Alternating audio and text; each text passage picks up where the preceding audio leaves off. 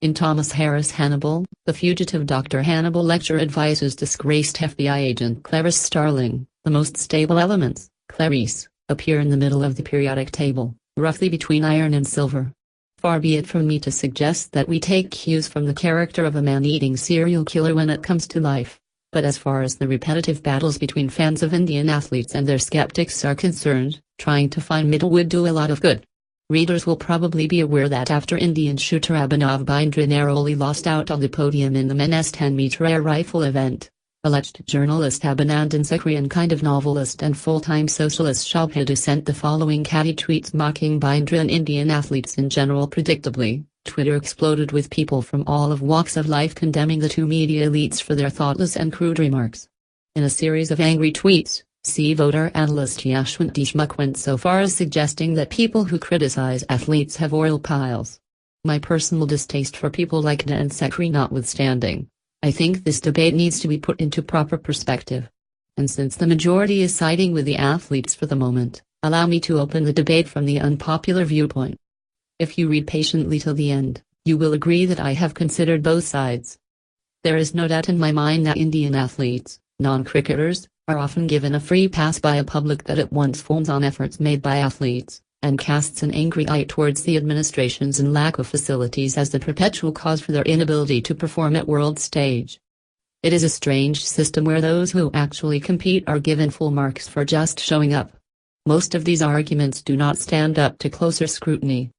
First of all, it defies logic and common sense that countries like Belarus, Mexico and Ethiopia have corruption-free efficient administrators running the sports establishment in their country, or that these countries provide better facilities and incentives to their athletes.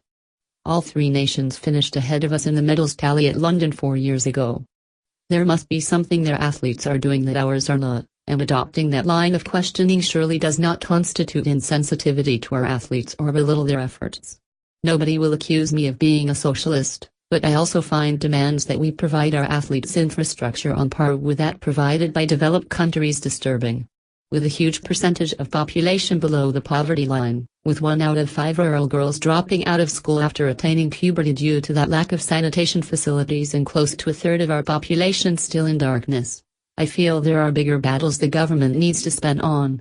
Fans can either ask athletes to perform irrespective of the conditions, or accept that we will never have a 19-medal-winning swimmer like Michael Phelps. Demanding a greater drain on government expenditure for the sake of Olympic glory seems downright insensitive to the poor of this nation. Also, there is no denying that while Indian athletes from sports like shooting and weightlifting and wrestling make a fraction of what even the lowliest IPL player does, compared to the general population, these athletes surely lead a comfortable life. More often than not, they have central government jobs to take care of them once their participating days are over. A win on the international stage often brings cash prizes and land allotments by the government, and book and movie deals are there for the taking. As a taxpayer, if I am indirectly funding all these efforts to encourage them, do I not get the right to question if I do not see a return on my investment in the form of international glory?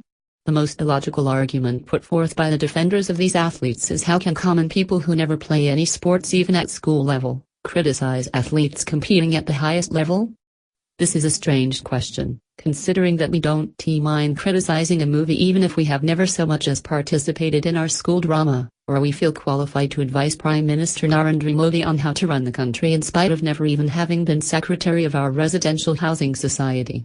If these are accepted practices, I see no reason to treat athletes any differently. I recall a few days back retired cricket player Shobhaa Gandhi wrote on Facebook that fans who were critical of Virat Kohli, don't remember the reason, but it was performance related, should stop following cricket, that the game does not need them. It was a 10/10 on the cringe scale. Is the sense of entitlement on our sporting fraternity so strong that rather than advising Virat to take it on chin like a man, they ask the fans to get out? As Stephen R. Covey says in his famous 7 Habits of Highly Effective People, when you pick one end of the stick, you pick another.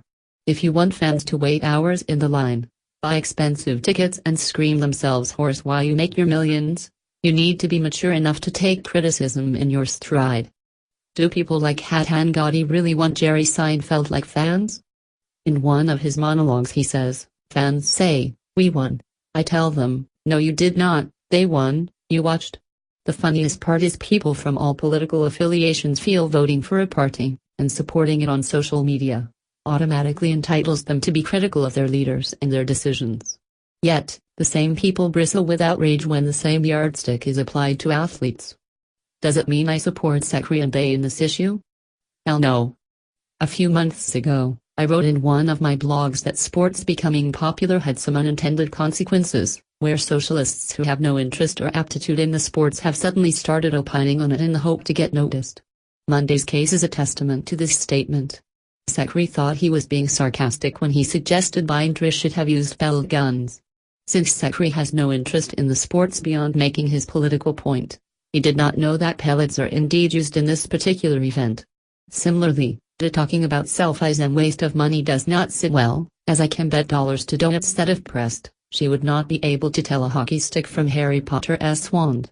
And that disqualifies them from criticizing the Indian contingent. See folks, in order to criticize, you don't need to play, but surely you need to understand, and have at least a rudimentary interest.